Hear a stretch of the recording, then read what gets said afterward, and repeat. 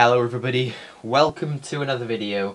This is a kind of bittersweet video, to be honest with you. This is my new laptop and it really it makes me cringe when I sort of look at it because it's so irritating. My PowerBook is sitting right there. It's broken, it's dysfunctional. There was a power surge on Christmas Day, believe it or not, and it just wiped the laptop out, fried the logic board. It's just totally dead, there's no power going to it whatsoever, and it's really... I jinxed myself because I said, when did I upload that video, my Merry Christmas video? It must have been on Christmas Eve, and I said I'm chuffed with the setup I got, and then the day after my laptop goes and explodes. So, this, and to add to that irritation, this is my car fund, basically. Just totally out the window. Down the drain. 300 quid. That's halfway towards a half decent car. But shit happens, and the one positive is I've got a really nice laptop out of it. This is the exact same spec as the MacBook I got in March, I believe, when I did that sort of crazy three unboxings in a week thing, and the only reason why I sold it previously is because I got offered double money for it, and I just want reliability. I was considering getting a 2007-2008 MacBook Pro because I really quick machines and they run Mavericks, and it's still got the PowerBook look, but then I sort of went and that they're going for about the same price as this, so I may as well go screw it, because I'll go with the unibody design because it's just rock solid, there's not a creak anywhere, and reliability, that's all I want right now. Just reliability. I know it wasn't the PowerBook's fault, there's a power surge there, but it's just so annoying. But anyway, we've got an unboxing for you today. Really nice MacBook. This is a 2GHz late 2008 Aluminium unibody MacBook with a 9400M, 2 gigs of DDR3 RAM. It was basically renamed MacBook Pro in June 2009, 13-inch MacBook Pro, and that lives on to this date. I believe you can buy it's dimension-wise, it's identical for £950, I believe, off the Apple Store at the moment. The non-Retina 13-inch MacBook Pro, which is the MacBook Pro I'd get if I was going to buy one new, because I don't really care that much for Retina displays. But anyway, really clean box, really small, surprisingly small. The PowerBook ones are just ginormous, but you got MacBook 13-inch LED backlit widescreen notebook with a picture of the notebook closed. On this side, I'm not sure how well you can see it, but you've got i508 advanced NVIDIA integrated graphics, and 9400M is a really nice little chipset, GPU, whatever you want to call it. It's really nice, especially for integrated graphics, for around this time period. It is really decent. You just need a lot of RAM to sort of keep it going. So one of the first things I'm going to do, I'm just totally skint now, so upgrades is going to have to be put on hold, but first thing I'm going to do is upgrade this thing to 4 gigs, so so I can dedicate some memory to this and still have some left over for the system. It's got the precision aluminium unibody enclosure. Really rock solid laptops these are. I mean, the PowerBooks are rock solid in a different sort of way, but there's just no creak in them anywhere. It's just ridiculous. Laptop open, originally shipped with leopard. Keep on checking the frame, guys, because I'm not sure where you are. And an Apple logo on this side. It gives you on the top specs and on the bottom barcodes and model numbers and stuff. So let's open her up. I'm going to take you off the tripod actually, and yeah, that's a better way of doing it, I think. So here we are, look at that. Really lovely laptop. I did miss mine when I sold it, but again, I sold it for that at the end of the day, which is in a different ballpark. But here we go, we got the little tab lifted up. The MacBook I did get in March, I didn't get the original box with. So yeah, oh, it just feels solid. There's no other word for it, it's just solid. That is the only way I can explain it, but we'll come back to the laptop in a minute. I'm guessing this just pops out, yep. And what do we have in here?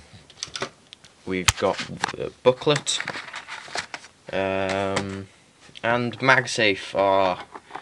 That's one thing I really, really missed when I went back to the PowerBook. MagSafe is just an absolute little godsend. It's really, really nice. And yeah, that's the new style one. I thought they didn't ship the sort of aluminium one until later on. I thought this one still shipped with the white one, but that's cool. I believe they were made specifically for the MacBook Airs originally, because of how thin they are. Let's just put that on the floor, and here we go. What's in here? Everything Mac. Just going to be like a little quick start guide in colour. Oh, what's that say? Congratulations, you and your MacBook were made for each other. Software license agreement and everything else. So I'm guessing this is going to be restore CDs. Yep. And more Apple stickers. Jesus Christ, I could fill a truck full of them. Oh, more Apple stickers. 4 of them. I wasn't aware they came with 4. Interesting. What do we have? Oh shit. We've got OS 10 install DVD and applications, I guess. Will iLife be on that? Or will it just be simple? I don't know. I'll give it a whirl in a minute. I believe it's running Mavericks. I'm not 100% sure. It seems the person who sold it to me wasn't very clued up.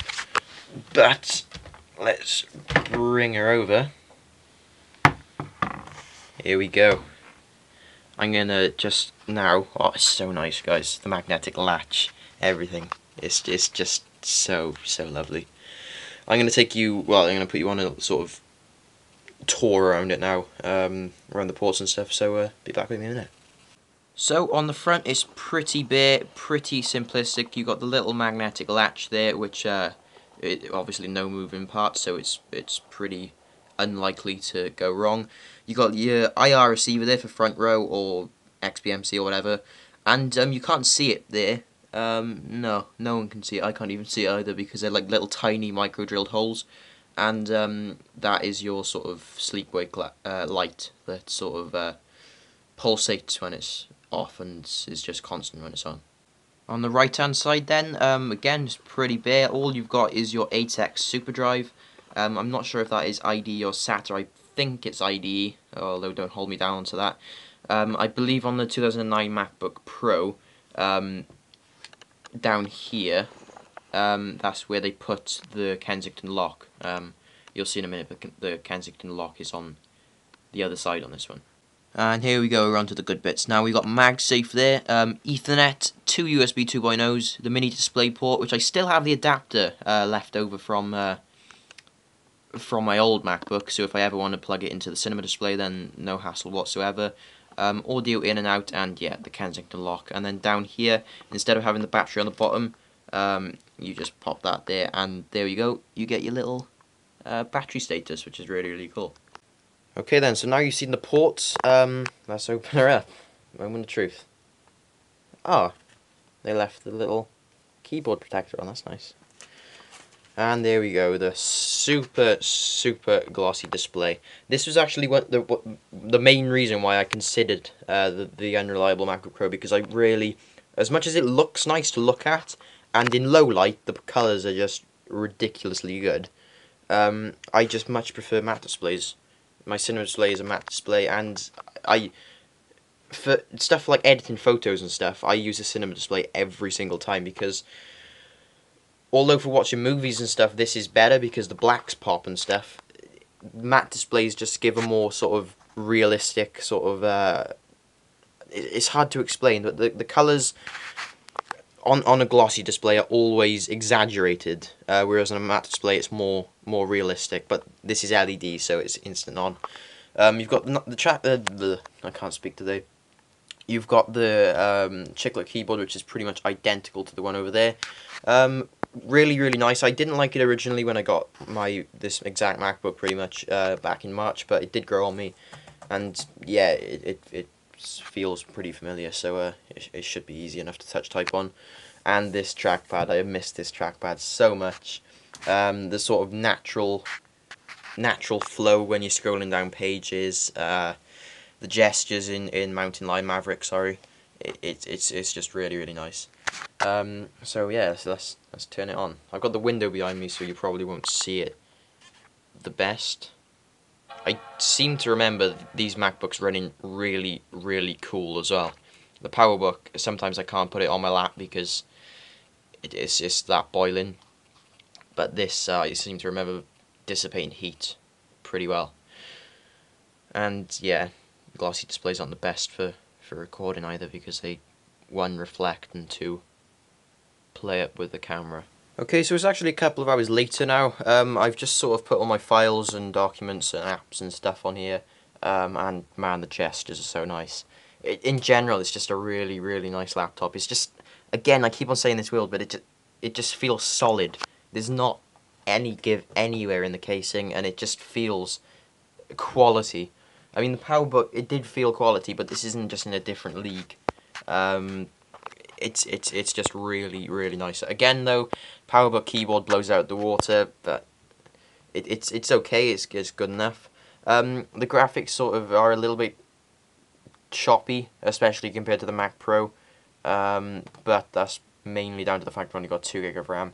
You can actually see up there they've only got 1.753.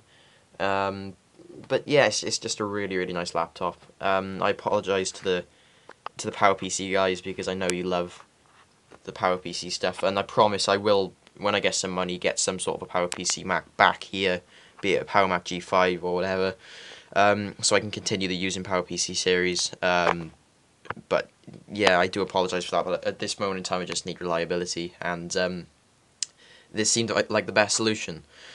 I will have a review and sort of comparisons with the PowerBook in the future, but for now, that's pretty much it. Hope you enjoyed the video, guys, and as always, I'll see you in the next one.